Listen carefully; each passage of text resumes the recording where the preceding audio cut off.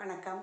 நான் பானுமதி கிருஷ்ணகுமார் பேசுகிறேன். இன்றைய முத்தமிழ் சுவைக்கலாம் நிகழ்ச்சியில் நம்ம ஒரு இயத்தமிழை பற்றி பார்க்கலாம். இயத்தமிழை என்ன பார்க்கலாம்னா, இப்போ மார்கழி மாதம் வந்து போனது. மார்கழி மாதம் முழுவதும் வந்து திருப்பாவை பாடுவார்கள் எல்லாரும். அந்த திருப்பாவையில் 3வது பாடல். அந்த பாடலில் வந்து நம்ம வந்து இந்த திருப்பாவை நோன்புக்கு என்ன செய்தால் என்னெல்லாம் நடக்கும் என்று ஆண்டாள் பாடியிருப்பாங்க. அதில் வரும் ஒரு வரி, தீங்கின்றி நாடெல்லாம் திங்கள் மும்மாரி அப்படின்னு வரும். பெய்து அப்படின்னு வரும். தீங்கின்றி, தீங்கு இருக்கக்கூடாது. அதாவது இப்போ தை மாதத்தில் அறுவடைகள் நடந்து கொண்டு இருக்கிறது. இப்போ போய் மழை வருது. மழை வந்து எப்போவுமே நல்லதுதான். ஆனால் தை மாதத்தில் வரும் மழை எப்போ அறுவடை காலத்தில் போய் மழை வந்தால் அந்த நெல்லெல்லாம் முளைச்சிடும் இல்லையா? அப்போது தீங்கின்றி மழை பெய்யுது அப்படி தான் ஆண்டாள் வேண்டியிருக்கா. ஆனால் தை மாதத்தில் மழை வருது, அது பயமாக இருக்குது. விவசாயிகள் அவனோட வருட பலன் வந்து அது கெடுத்துடும் இல்லையா? அதனால தான் மிக அழகாக ஆண்டாள் ஒரு கோரிக்கை வைத்திருக்கிறாள். தீங்கின்றி நாடெல்லாம், ஒரு இடத்துல பெஞ்சு ஒரு இடத்துல பெய்யாமல் இல்லை, நாடெல்லாம் அப்படின்னு அந்த ஒரு வரி எனக்கு ரொம்ப பிடிக்கும். அந்த மாதிரி இப்போ அந்த தை மாதத்தில் மழை பெய்வது வந்து கவியரசர் கண்ணதாசனுடைய எழுதியிருப்பார். தை மாத மேகம் அது தரையில் ஆடுதுன்னு குழந்தைக்காக படத்தில் ஒரு பாடல் எழுதியிருப்பார். தை மாத மேகம்னா என்னென்னா, அந்த கார்கால மேகம் வந்து கருப்பாக இருக்கும். அந்த மழையெல்லாம் பெய்து முடித்த பிறகு அந்த மேகமெல்லாம் கூட அவ்வளோ வெள்ளையாக சுத்தமாக தூய்மையாக இருக்கும். அந்த குழந்தை வந்து தூய்மைக்கு சொல்வதற்காக தை மாத மேகம் என்று வர்ணித்திருப்பார். அது மாதிரி தை மாதம் வந்து வானமும் மேகமும் வந்து மென்மையாக இருக்கணும். இப்போ என்னென்னா அவ்வளோ மழை வருது, இந்த விவசாயிகளை நினைத்து வருத்தமாக இருக்குது. இப்போ இந்த 3வது பாடலுக்கு நம்ம போவோம். திருப்பாவையிலேருந்து 3வது பாடல்.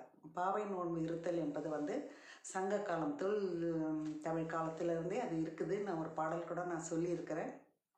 அதனால் பின்னாளில் இது ஏதோ ஆண்டாள் வந்து பாடி அதுக்கப்புறம் நம்ம எடுத்துக்கொண்ட மாதிரி வருகிறது இல்லை. சங்க காலத்தில் அந்த பாவை நோன்பு என்று ஒரு நோன்பு இருந்திருக்கிறாங்க.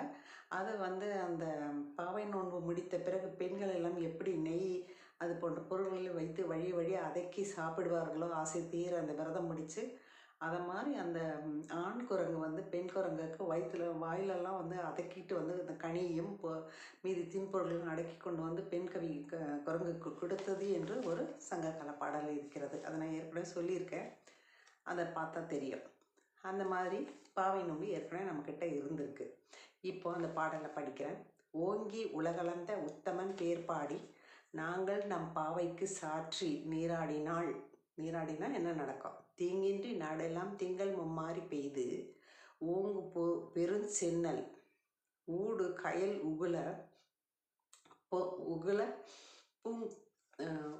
பூங்குவளை போதில் பொறுவண்டு கண்படுப்ப தேங்காதே புக்கிருந்து சீர்த்த முளை பற்றி வாங்க குடம் நிறைக்கும் வள்ளல் பெரும் பசுக்கள் நீங்காத செல்வம் நிறைந்தேலோர் எம்பாவாய்.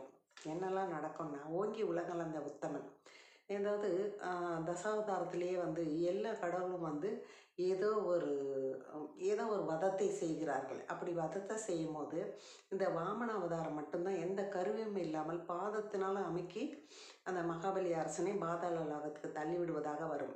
அப்போது வந்து கருவி இல்லாமல் ஏதோ வந்து வதை செய்யாமல் செய்ததுனால இந்த உத்தமன் என்பது வாமன அவதாரத்தை குறிப்பதாக சொல்வார்கள். அப்போது ஓங்கி உலகளந்த வாமன அவதாரத்தில் தான் அவர் ஓங்கி உலகளந்தார். அளந்துட்டு 3வது அடி மகாபலி ராஜா தலையில் வச்சுட்டு அழுத்திட்டாக புராணம் சொல்லுது. அப்படி ஓங்கி உலகளந்தனால் கருவி உபயோகப்படுத்தினால அவர் பேர் உத்தமனா. வாமன அவதாரத்தில் உத்தமன் பேர் பாடி, அவருடைய பேரை பாடினால் நாங்கள் நம் பாவை சாற்றி நீராடினால், அப்போ நம்ம அந்த பாவை நோன்புக்கு அவருடைய பெயரை சாற்றி என்றால் அதை சாற்றி அந்த பூவை தூவி இந்த பேரை சொல்லி பண்ணுறது, புகழ் பாடுவது. நீராடினால் தீங்கின்றி நாடெல்லாம் திங்கள் மும்மாரி, திங்கள் என்றால் மாதம் மும்மாரி மழை பெய்யும் அப்படின்னு சொல்லி சொல்கிற. மழை பெய்து ஓங்கு பெருஞ்சென்னல், பெரும் சென்னல், நல்ல சென்னல்லாம் நல்லா வளர்ந்து என்ன வரும்னா ஊடு கயலுள் உகுவ, வயலில் சென்னலுக்கு நடுவில் மீனெல்லாம் பூந்து விளையாடி போகுமா. அப்படியெல்லாம் அந்த அளவுக்கு செழிப்பாக இருக்குமா. அதை வந்து பழனம் சொல்லுவாங்க. அந்த மாதிரி நிலத்தை வந்து பழனம் என்று சொல்வார்கள். வயல் நடுவே மீன்கள் எல்லாம் வளர்ந்து விளையாடினால் அது பழனம் சொல்லுவாங்க. அப்படி அது பண்ணோடனே பூங்குவளை போதி என்றால் மொட்டு, அந்த சின்ன மலர்ந்து மலராமல் வர்ற பூ கோலை பூ, அந்த பூனோட மொட்டில் பொறுவண்டு கண்படுப்ப. பொறுவண்டு கண்படுப்ப என்றால் என்ன அர்த்தம்னா, அவ்வளோ களஞ்சியமாக இருக்குது அந்த ஊரில், அவ்வளோ பூக்கள் இருக்குது. அந்த குவளை பூக்கள் எல்லாம் மீதி பூக்கள் இருந்தெல்லாம் தேனி குடிச்சிட்டு வயிறு முட்டை முட்டை குடித்து விட்டு அந்த வண்டு வந்து தூங்குது. எங்கே தூங்குது என்றால் குவளை பூவில் தூங்கிக் கொண்டிருக்கிறது. அப்படி பொறுவண்டு கண்படுப்ப தூங்கிக் கொண்டிருக்கிறது. தேங்காதே புக்கிருந்து, தேங்காமல் உள்ள இருக்கிற பால் சீர்த்த முளை பற்றி வாங்க. அந்த பால் கறக்கும் போது குடம் நிறைக்கும் வள்ளல் பெரும் பசுக்கள். பெரும் பசுக்கள் என்றால் சீம பசுவாரி, நல்ல வளர்த்தியான ஆரோக்கியமான பெரிய பசுக்கள்.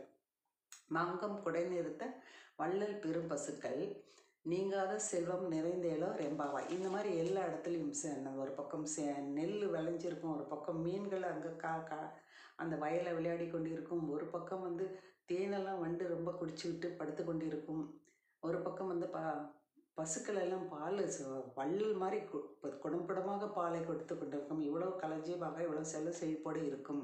அதனால் நம்ம அந்த பாவை நோன்பை இருக்கலாம் என்று அந்த 3வது பாடலில் ஆண்டாள் பாடுகிறாள். இதுதான் அந்த பாடல். திருப்பி இன்னொரு முறை நான் அந்த பாடலை படிக்கிறேன். ஓங்கி உலகளந்த உத்தமன் பேர் பாடி நாங்கள் நம் பாவைக்கு சாற்றி நீராடினால் தீங்கின்றி நாடெல்லாம் திங்கள் மும்மாறி பெய்து ஓங்கு பெரும் சென்னல் ஊடு கயல் உகல பூங்குவலை போதில் பொறவண்டு கண்படுப்ப தேங்காதே புக்கிருந்து சீர்த்த முளை பற்றி வாங்க குடம் நிறைக்கும் வள்ளல் பெரும் பசுக்கள் நீங்காதே செல்வம் நிறைந்தேலோ ரெம்பாவாய் என்று மற்ற பாவைகளிடம் ஆண்டாள் கூறும் இந்த பாடல் மிக அழகாக இருக்கு இல்லையா? வணக்கம், நன்றி.